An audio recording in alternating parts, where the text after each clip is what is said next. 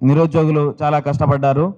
కానీ కాంగ్రెస్ పార్టీ అధికారంలో వచ్చిన తర్వాత నిరుద్యోగులు ఉద్యోగాలు ఇస్తారనుకున్నాం. కానీ ఈ కాంగ్రెస్ పార్టీ వచ్చిన తర్వాత కాంగ్రెస్ పార్టీ కార్యకర్తలకు ఆ 60 పోస్టులు కలిపి 523 పోస్టులు కాంగ్రెస్ పార్టీ కార్యకర్తలకు అమ్ముకున్నారు. బరాబర్ చెప్తున్నా, కాంగ్రెస్ ప్రభుత్వం ఈ ఉద్యోగాలను అమ్ముకున్నది. నీకు గనక దమ్ము, ధైర్యం, చిత్తశుద్ధి ఉంటే ఆ 18 మంది ఎక్కడి నుంచి వచ్చారు? ఎగ్జామ్ ఎవరు రాసిండు? ఎల్లయ్య రాసిండా, పుల్లయ్య రాసిండా, మల్లయ్య రాసిండా, రేవంత్ రెడ్డి రాసిండా, చామల కిరణ్ కుమార్ రెడ్డి రాసిండా? పేరు పెట్టకుండా నువ్వు ఇలా వెబ్సైట్లో పెడుతుంది. ఈ దొంగనాకులు కూడా నమ్మి ఇలా మేము కాంగ్రెస్ పార్టీని గెలిపిస్తే ఈ ఉద్యోగాలు ఇస్తారనుకుంటే కనీసం మా గురించి పట్టించుకోకుండా ఇవాళ రాజకీయాలు చేస్తున్నారు. ఇవాళ కాంగ్రెస్ పార్టీ రావడానికి 100% ఇలా నిరుద్యోగులు మాత్రమే. ఆ నిరుద్యోగులను ఎవరైతే ఉన్నారో ఎస్సీ, ఎస్టీ, బీసీ బిడ్డలు ఇలా ఊరికి వెళ్ళి ఒక్కొక్కరు 10 మందికి ఇన్స్పైర్ చేసి ఇలా కాంగ్రెస్ పార్టీని గెలిపించుకున్నారు. కానీ ఈ కాంగ్రెస్ పార్టీ అధికారంలో వచ్చిన తర్వాత ఈ జీవో 29 తీసుకొచ్చి ఈ ఎస్టీ, ఎస్సీ బిడ్డలకు అన్యాయం చేసింది ఎవరు? ఈ కాంగ్రెస్ పార్టీ కాదా? ఈ కాంగ్రెస్ పార్టీ ఏదైతే టీజీపీఎస్సీకి ఏదో ఉందో అతి ఉత్సాహం చూపెడుతుంది మా మీద. అర్ధరాత్రి దొంగలు పోయటానికి ఇవాళ రిజల్ట్ ఇవ్వడానికి గల కారణం ఏంది?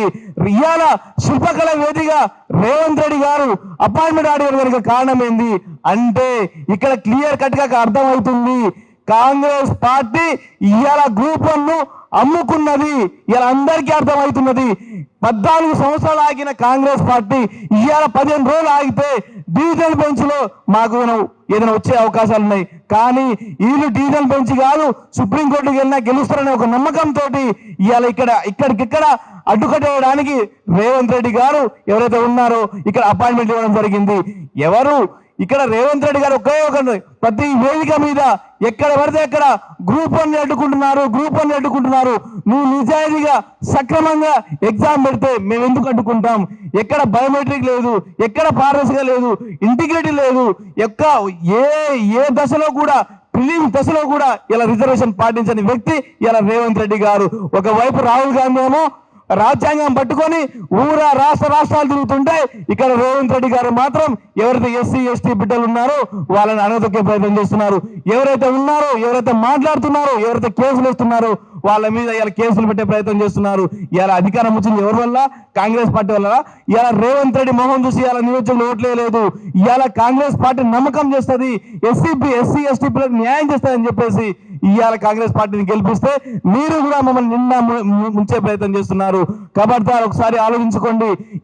ఈ ఉద్యోగాలు ఎవరైతే గ్రూప్ 1 ఉద్యోగాలు ఉన్నాయో ముందుకు పోయే ఉద్యోగాలు కావు. తాత్కాలికంగా దగ్గితే తుమ్మితే పోయే ఉద్యోగాలు. వీళ్ళకంటే సిగ్గుసరం లేదు కాంగ్రెస్ పార్టీకి. ఈ అపాయింట్మెంట్ తీసుకున్న వాళ్ళు వాళ్ళకన్నా ఉండాలి కదా. రేపు మీ ఉద్యోగాలు పోతే మీరు ఎవరు పట్టించుకుంటారు? కాబట్టి దయచేసి ఆలోచన మిత్రులారా, మీ మీద మాకు ఎలాంటి కోపం లేదు. రేపు సుప్రీంకోర్టుకి వెళ్ళినా కూడా మీరు గెలవరు, మీరు ఇబ్బంది పడతారు. మీరు ఆగండి, ఈ అపాయింట్మెంట్ ముందరికి వెళ్ళనీయకండి. ఎందుకంటే రేపు బాధపడేది మనము. ఇవాళ నిరుద్యోగుల మధ్య గొడవలు పెట్టేది కాంగ్రెస్ పార్టీ మాత్రమే. ఇవాళ ఎస్టీల అమ్మాల మీద కానీ ఎవరైతే అన్ని శాఖలలో అన్ని వర్గాల మీద ఇలా చిచ్చు పెట్టేది కాంగ్రెస్ పార్టీ మాత్రమే.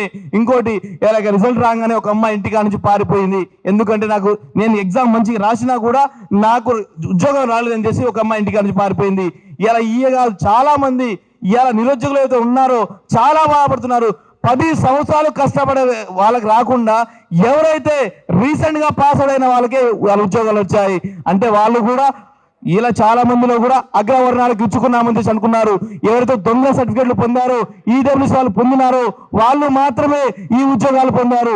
ఎవరైతే అగ్రవర్ణాలకి జాబులు ఇవ్వలేదు, బీసీ బిడ్డలకు ఇవ్వలేదు, ఎస్టీ బిడ్డలకు ఇవ్వలేదు, ఎవరైతే డబ్బులు పెట్టి కొనుక్కున్నారో వాళ్ళకి మాత్రమే ఈ జాబులు ఇచ్చారు. ఖబర్దార్ ఒకటే రేవంత్ రెడ్డి గారు ఒకటే చెప్తున్నాము, రేపు జరగబోయే స్థానిక ఎలక్షన్ లో కాంగ్రెస్ పార్టీని బొంద పెడతాం. ఈ జియో 29 తీసేసి జియో 55 ప్రకారమే ఎగ్జామ్ మళ్ళీ పెట్టాలని కోరుకుంటాము.